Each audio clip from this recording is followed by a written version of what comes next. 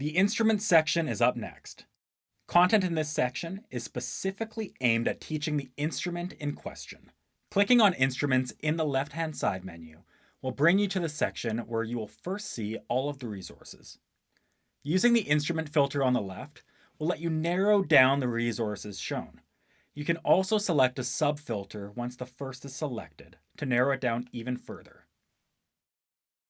Some popular examples of instruments we have resources for include the body percussion, bucket drumming, recorder, and ukulele. Please note that selecting two filters at once will cause neither to be displayed. If you unselect one, the content will appear again as normal. Once you've selected an instrument and a sub-filter for the content, you'll see it displayed on the right. By default, if there is an intended order for teaching, it will be displayed in that order, with the first at the top.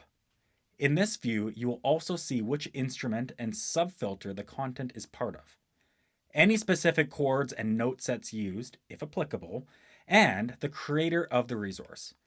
Clicking on a resource will bring you to the specific instrument page. On this page, you will see at the top any details specific to the page under Extra Details, with a few already displayed. Under the details, you will see the main content window, with some quick navigation controls at the top. You can use these to quickly navigate to the next instrument page in the collection.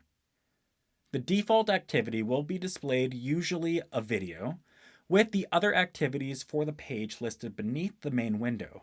You can click on one of these to select it and have it load in with the main window. At the bottom of the page, you will find any supporting resources for the song.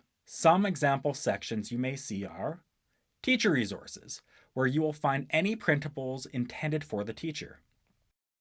Interactives are where you will see any interactive activities related to the instrument. Arrangements will have the printable notation for the song.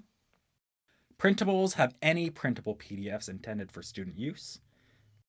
Accompaniment tracks will have playable MP3s for the song. Note that not every instrument song page will have all of these options.